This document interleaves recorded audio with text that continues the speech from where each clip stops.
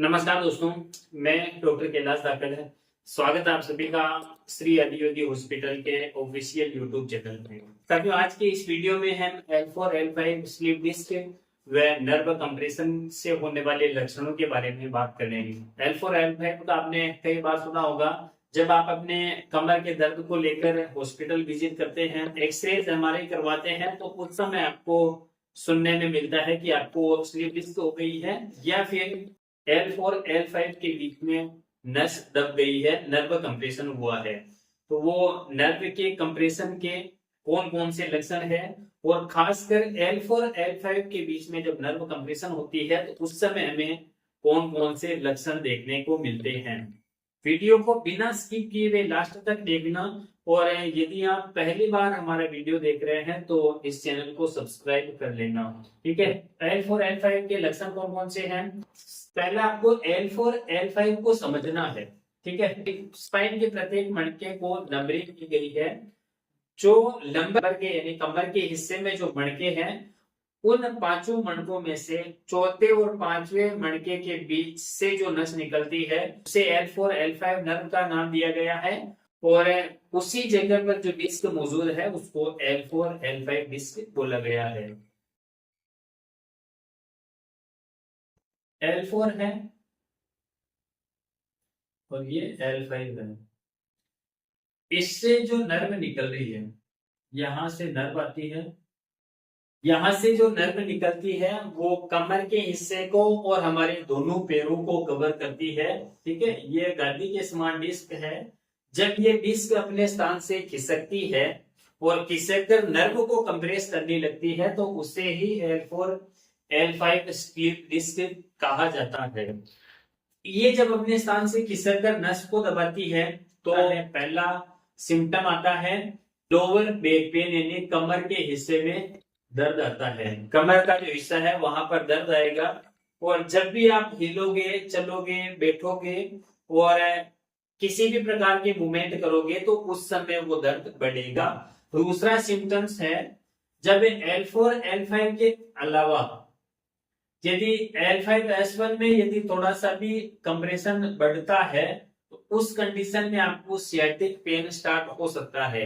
Sciatic nerve आपके L3 L4 L4 L5 L5S1 और S1 S2 और S2 S3 यहां से नस निकलकर कुल्ले के हिस्से में एक मोटी नर्व का आकार लेती है जिसे सियाटिक नर्व बोला जाता है। यह नर्व हमारे शरीर की सबसे बड़ी नर्व होती है। ठीक है, सियाटिक नर्व हमारे शरीर की सबसे बड़ी नर्व होती है। जब ये कंप्रेशन L4 L5 का कंप्रेशन सियाटिक नर्व पर पड़ता है तो उस समय सियाटिक नर्व के जो सिम्टम्स है वो दिखाई देंगे। एक साइड के पूरे पैर में दर्द आएगा, पैर की नस में वो तार के समान खिंचाव महसूस होगा। जब भी आप चलोगे उस समय एक तार के समान खिंचाव होगा।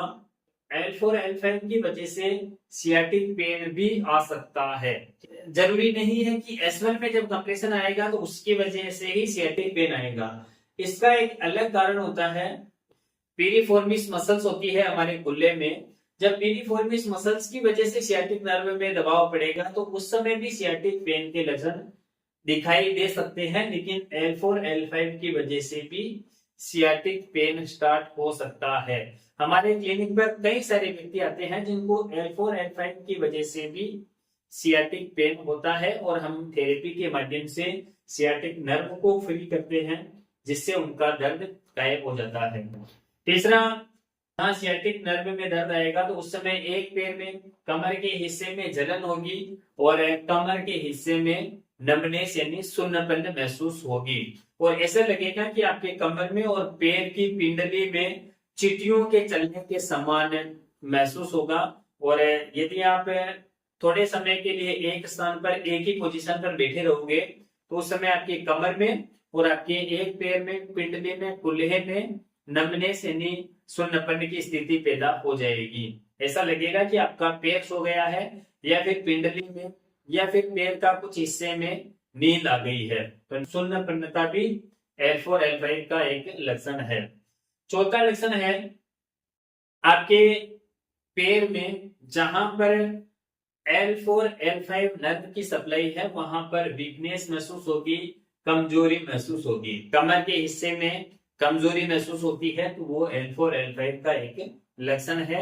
आपको एक्सरे करवाने की आवश्यकता है, MRI करवाने की आवश्यकता है और जितना जल्दी हो सके एक ऑथेंटिक ट्रीटमेंट लेने की आवश्यकता है। पांचवा लक्षण है चलने में असंतुलनता। L4 L5 में नर्व कंप्रेशन हुआ है उस समय आप सही स्थिति में चल भी नहीं पाओगे, चलने में दिक्कत आ रही है तो वो भी L4 L5 का लक्षण हो सकता है। छठा लक्षण है फुट रोग। कई सारे पेशेंट ऐसे होते हैं जिनको L4 L5 स्लीप डिस्क व नर्व कंप्रेशन की वजह से फुट ड्रॉप की समस्या देखने को मिलती है, यानी उनके पैर में झटके लगते हैं और जब भी वो चलते हैं तो उनको एक पैर फेंकना पड़ता है। आपने कई सारे व्यक्ति ऐसे देखे होंगे जो एक पैर को फेंकते हुए चलते हैं, तो उनमें L4 L5 नर्व कंप्रेशन की वजह से इस तरह की समस्या होती है। सातवां लक्षण है स्पाइन का कर्व होना। नॉर्मली जब आप किसी व्यक्ति की स्पाइन को देखोगे तो उसमें 4 कर्व मौजूद होते हैं। जैसे सर्वाइकल रीजन में कर्व होता है, इस तरह का कर्व आपको देखने को मिलेगा। ये सर्वाइकल रीजन, ये थोरेसिस, लंबर और सेक्रम, ये कर्व एक व्यवस्थित क्रम में होते हैं, लेकिन L4 L5 की वजह से इस तरह के, जैसा आप डायग्राम में देख पा रहे हैं, चित्र देख सकते हैं, इस तरह से स्पाइन में कर्व घुमाव आ जाता है और इस कर्व के हिसाब से रोगी व्यक्ति आसानी से चल भी नहीं पाता है और बहुत ही तेज दर्द होता है। कमर के हिस्से में मौजूद स्पाइन का जो पार्ट है उसमें कर्व आ जाता है, जिसकी वजह से रोगी व्यक्ति अपनी पूरी बॉडी के वेट को एक तरफ शिफ्ट कर देता है।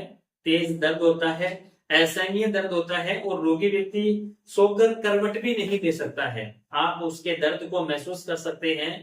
L4 L5 कंप्रेशन वाला व्यक्ति जब उसकी स्पाइन में कर्व आता है तो वो व्यक्ति जब सीधा सो रहा है तो उसको जब आप करवट लेने की बोलोगे तो वो करवट लेने में कम से कम 5-7 मिनट लगा देगा, इतनी उसको तकलीफ होती है, आसानी से करवट भी नहीं ले पाता है और जब भी वो चलता है तो एक साइड पे पूरे बॉडी वेट को एडजस्ट करके चलता है। तो ये L4 L5 स्लीप डिस्क व नर्व कंप्रेशन के लक्षण है। यदि आपके परिवार के किसी भी सदस्य को L4 L5 L5S1 में किसी प्रकार की तकलीफ है, सियाटिका है, स्लीप डिस्क है, सर्वाइकल है या फिर स्पाइन से जुड़ी हुई कोई भी तकलीफ है, तो डिस्प्ले पे जो नंबर चल रहे हैं उन पे आप संपर्क कर सकते हैं और हमारे क्लिनिक भी विजिट कर सकते हैं। साथियों, हम आयुर्वेदा न्यूरोथेरेपी के माध्यम से, कायरोप्रैक्टिस के माध्यम से, आयुर्वेदा न्यूरो पंचकर्मा के माध्यम से, योगा